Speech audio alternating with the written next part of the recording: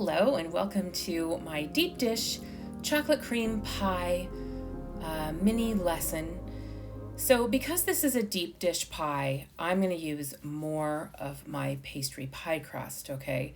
So I'm using 1.5 discs, and you can see how I just formed those two together. And then of course I start rolling out gently, okay, with my rolling pin. I flour my surface lightly as I go, okay, so you can see how little flour is there, so not like a big old heap. And the key here is to just continue to move that circle around as we go.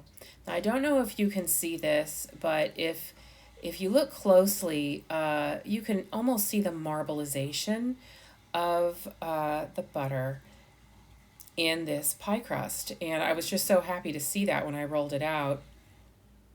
That's always a good sign when you can see a marbling effect, okay? So as you can see, I'm just taking my time, relaxing into it. I always feel like working with pastry is such a meditative process. And so there's no need to rush. You can take your time and you can just roll out your circle as you go. And then of course I rolled it up on my rolling pin and then over the top of my deep dish pie pan, okay? This is my favorite part, pushing it down. And then I'm going to go around because I have just such a nice and even lip around the edge. I'm just going to tuck it under itself, okay? Just to make a nice edge, okay? And then I am going to put just a little effort into making the rim look nice.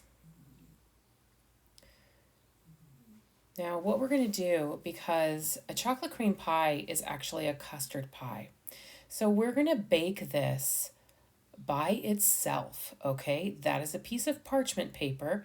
Now these are ceramic blind baking balls, okay? You can also just use dried beans, dried pinto beans, lima beans, whatever. Just make sure they're dried.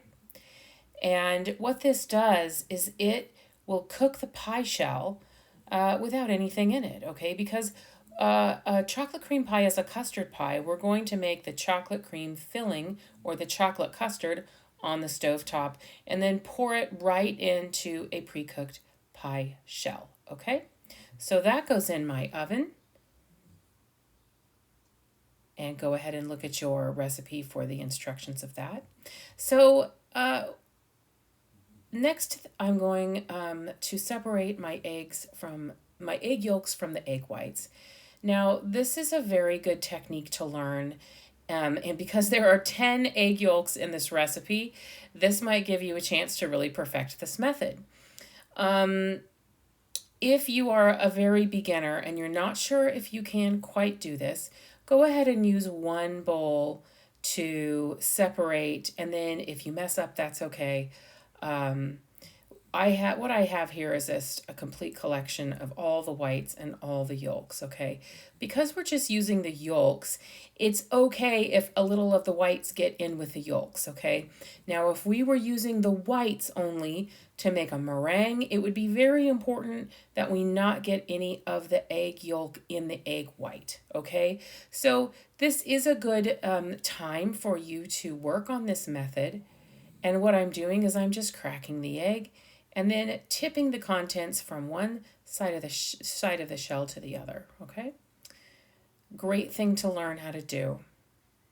It will, it's second nature to me now. I almost never mess up. As long as you really have fresh eggs. If you're working with eggs that aren't fresh and they're really old, you're going to notice that yolk breaks up really easily. So before you think you're not good at it, if that's happening, maybe just check the age of your eggs. All right, now for the custard.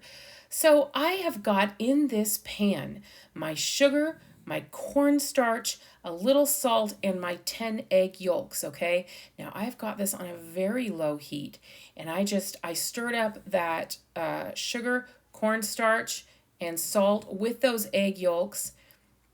And then I just started pouring in the milk. And I am going to be mixing like this. Now, this is not something you want to walk away from.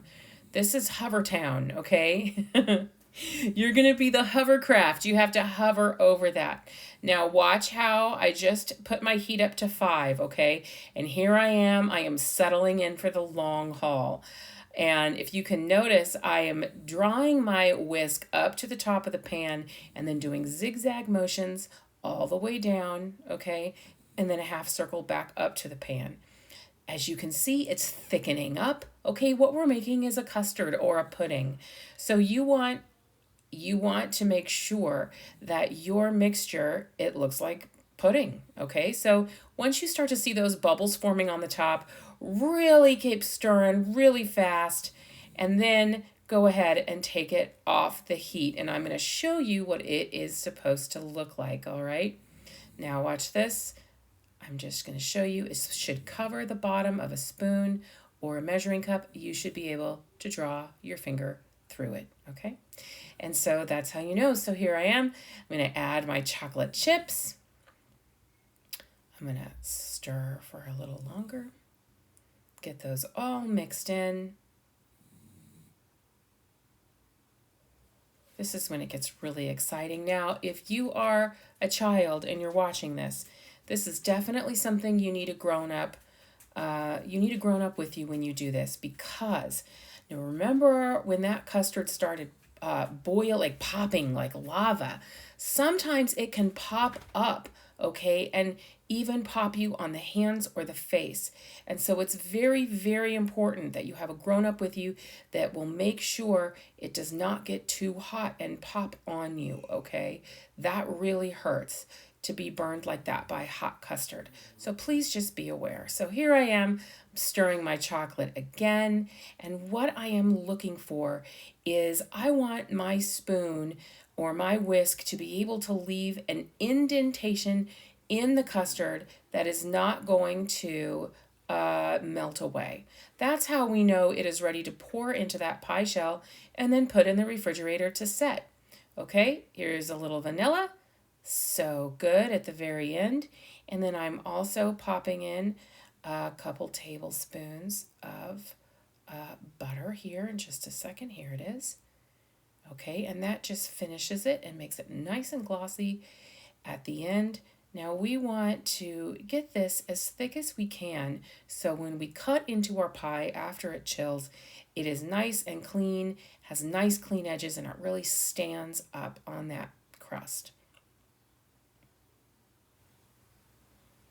My custard has cooled for a little while, okay? We don't want to put really hot custard into our pre-baked shell, but I let it cool for just a little while. It's basically where you could touch it and it's not going to burn. And now this is properly cooked because it's going to be nice and stiff after we chill it in the fridge, okay? Which is what we're going to do right now. Put it in the fridge. Really 3-4 hours overnight is best. And when you are about ready to serve it, what I want you to do is make that whipped cream, okay, in your high power mixer. I use a cup of cream with a 1/4 cup of sugar. So whip it for a while, add your sugar, whip it again, and you are going to get a nice and easy stiff whipped cream, okay, to go on the top of your deep dish pie crust. As you can see, you want it stiff like that. And then, of course, the best part, okay, go ahead and spoon your whipped cream on the top of your chilled pie. You can make it as pretty as you like. You can put the whipped cream all the way over the top, but I like to show a little bit of the chocolate underneath.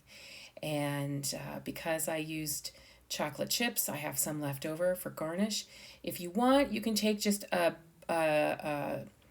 bar of dark chocolate and grate it with a grater to make little chocolate flakes, or you could dust it with cocoa powder. I mean, really, it is your choice. So thanks so much for being here. I certainly appreciate it. You guys take care. I'll see you soon. Bye-bye.